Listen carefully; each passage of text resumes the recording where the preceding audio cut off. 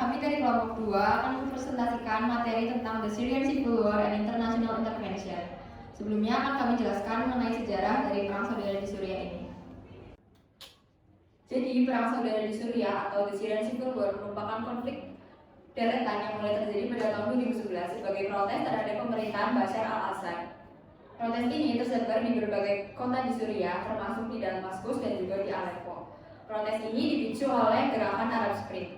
Jadi gerakan Arab Spring itu adalah gerakan protes atau demonstrasi yang terjadi di Timur Tengah dan juga di sebagian Afrika Utara terhadap pemerintahan setempat karena pemerintahan setempat itu dinilai tidak mensejahterakan rakyat dan juga tidak memuaskan rakyat. Nah, awalnya permintaan para pemuda untuk reformasi dan demokrasi sempat didukung oleh pemerintah.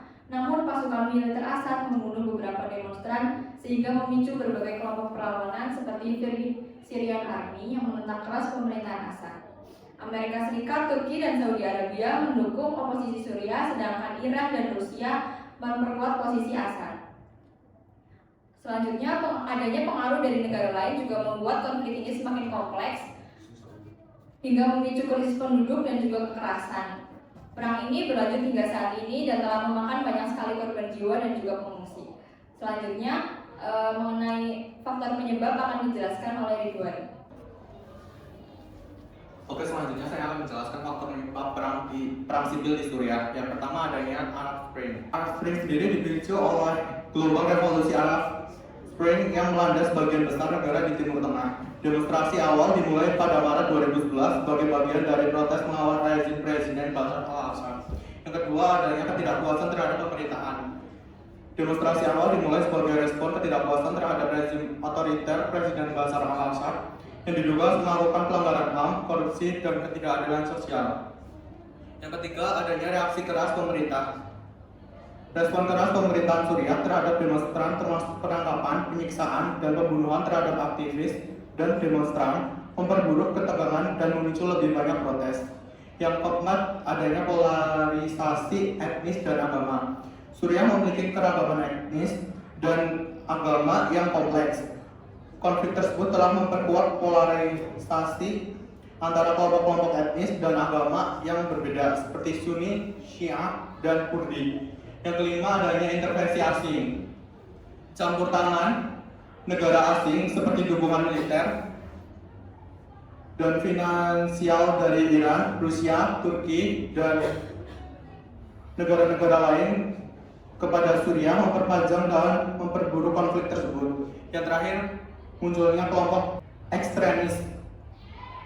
Kemunculan kelompok-kelompok ekstremis seperti ISIS dan Al-Qaeda di Suriah telah memperumit situasi dan menambah tingkat kekerasan dalam konflik. Selanjutnya akan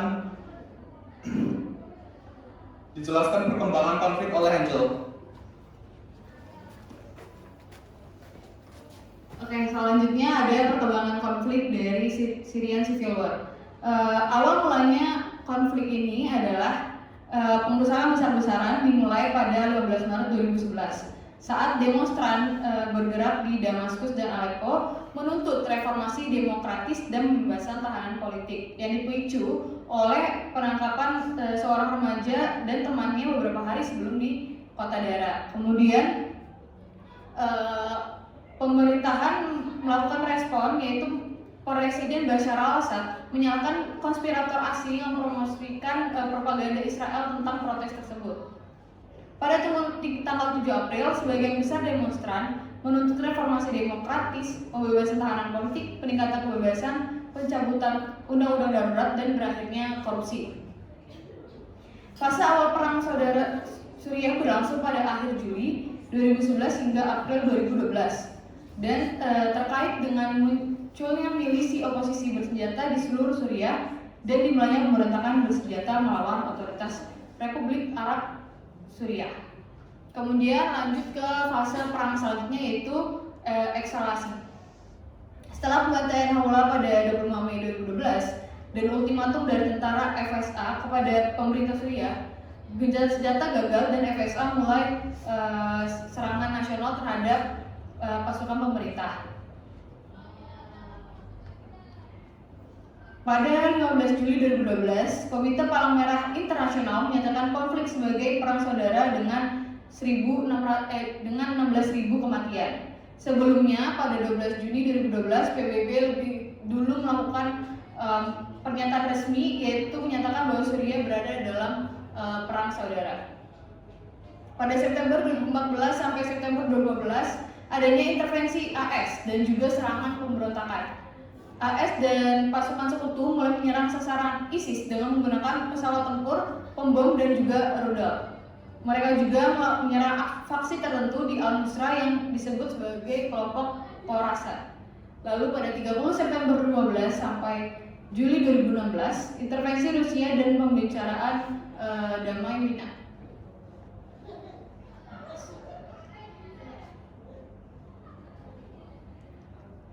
Pada 30 September 2015, atas permintaan resmi pemerintah Suriah yang dipimpin oleh Presiden Bashar al-Assad, pasukan udara Rusia mulai serangan udara terhadap ISIS dan FSA anti-Assad. Dan pada 30 Oktober dimulainya pembicaraan perdamaian Suriah yang diadakan di Mina dengan partisipan Amerika Serikat, Rusia, Turki, dan Arab Saudi. Kemudian pada Agustus 2016 sampai Desember 2017 terjadinya intervensi Turki, lalu adanya kampanye Raqqa, kemudian Aleppo direbut kembali dan juga pengepungan Deir ez-Zor dipatahkan.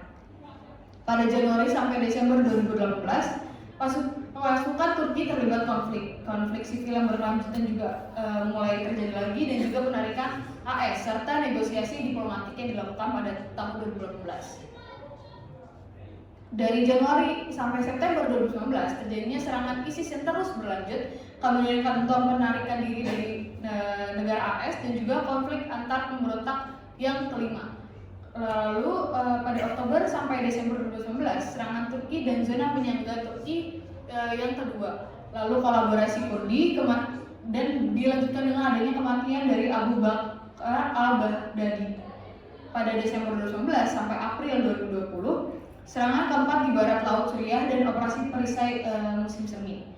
Dan pada Mei 2020 sampai 2022, konflik sipil berakhir bentrokan dengan pasukan Turki dan juga adanya krisis ekonomi yang mendasari adanya penerapan sanksi berat baru berdasarkan dasar AS US dapat menghancurkan perekonomian Suriah, merusak peluang pemulihan, dan menghancurkan stabilitas regional. Lalu dari 2020 sampai saat ini adanya kesepakatan pemerintah Suriah dengan pemberontak. Kemudian masih adanya konflik dengan pasukan dan juga proksi Turki. Sekarang kami akan menggambarkan yang tadi saya jelaskan mengenai intervensi-intervensi yang terjadi pada perang saudara Syria. Gimana ya? Kacau. Masyarakat Syria udah mulai kemasukan sama ide-ide demokrasi nih. Masalahnya ide demokrasi dari barat ini tuh nggak cocok banget untuk diimplementasikan di masyarakat Suriah. Maksudnya gini loh, jelas-jelas pemerintahan otoriter yang udah aku implementasikan di sini itu sangat cocok untuk mensejahterakan masyarakat Suriah. Tapi mereka dengan segala keawaman mereka mencoba untuk memunculkan ide demokrasi yang nggak seberapa itu. Ya, of course, aku sebagai pemerintahan yang sah berhak dong menghentikan hal-hal buruk yang menimpa Suriah saat ini, pemberontakan, kekerasan yang terjadi karena pemberontakan itu harus dimusnahkan.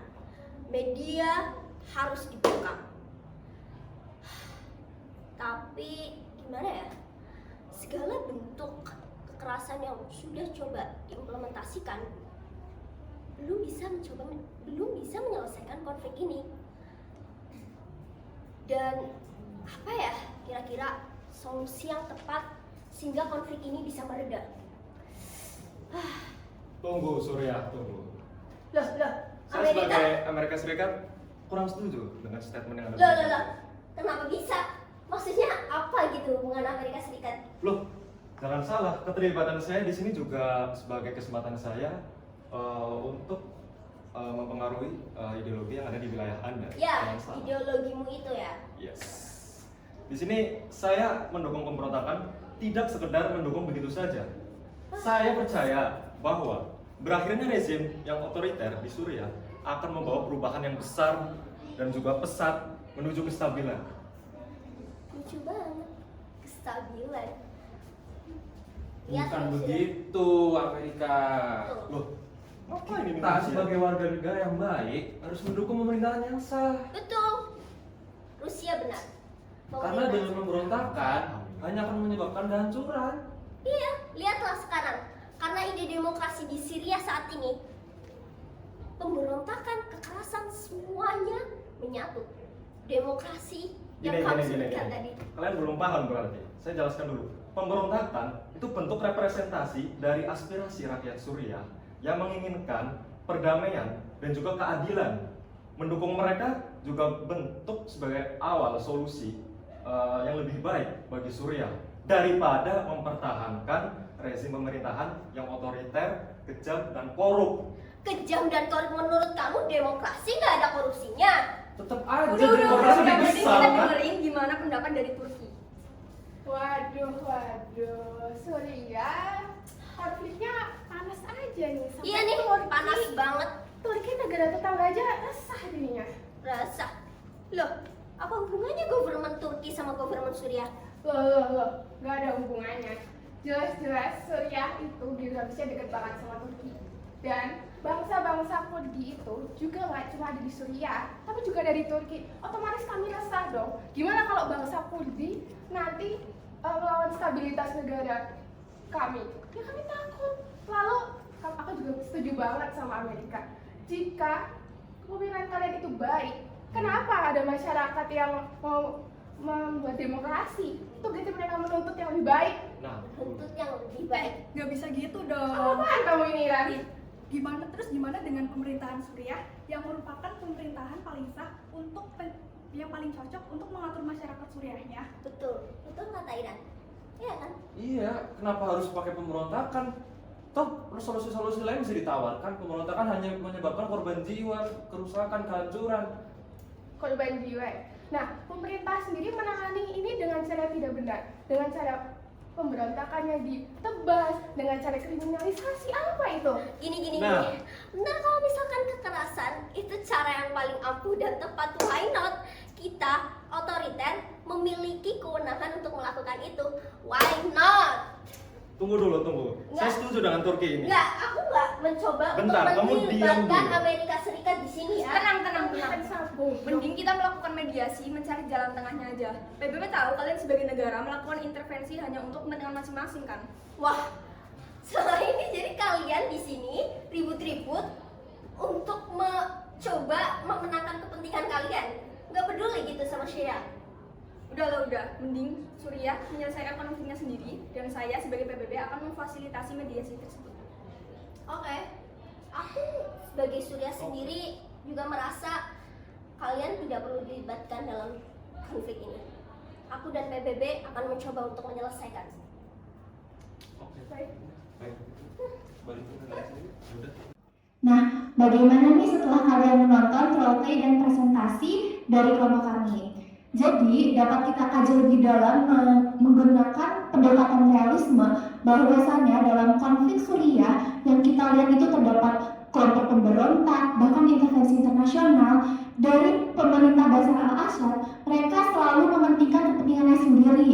Nah, itu yang dapat kita kaji lebih dalam dari pendekatan realisme. Begitu pula dengan intervensi internasional yang terjadi, ada 3 asumsi dasar yang ingin kita kaji lebih dalam. Yang pertama yaitu balance of power. Balance of power atau keseimbangan kekuatan yaitu keadaan di mana di dunia internasional ini ketika ada suatu negara yang memperkuat kekuatannya, maka negara lain memiliki tendensi untuk memperkuat kekuatannya juga. Untuk apa? Agar di sistem internasional ini tidak ada hegemoni dan tidak ada satu negara yang lebih kuat daripada negara-negara lain. Ini pula dapat kita kaitkan dengan collective security seperti negara Rusia, Iran, dan Suriah. Mereka membentuk aliansi. Itu merupakan salah satu cara mereka dalam mengimplementasikan balance of power sehingga tidak ada negara yang kuat atau tidak ada satu aliansi saja yang kuat. Dan rivalnya nih, Amerika Serikat, Arab Saudi, dan Israel juga membentuk aliansi yang mereka merupakan kelompok oposisi dan mendorong turunnya rezim Bashar al-Assad. Nah, intervensi-intervensi yang dilakukan oleh negara-negara ini tidak serta-merta tanpa alasan, karena pastinya setiap tindakan mereka di dunia internasional ini, mereka akan menjunjung tinggi kepentingan nasional mereka atau national interest. Mungkin salah satu contohnya dapat kita lihat di konflik ini, Amerika Serikat itu yang pertama dalam ikut campur dalam konflik ini. Maka Rusia sebagai rivalnya itu ikut campur ke dalam konflik ini, sebagaimana di mana Rusia juga melihat bahwa Suriah ini memiliki lokasi yang strategis untuk Rusia menyebarkan influence-nya di negara Timur Tengah.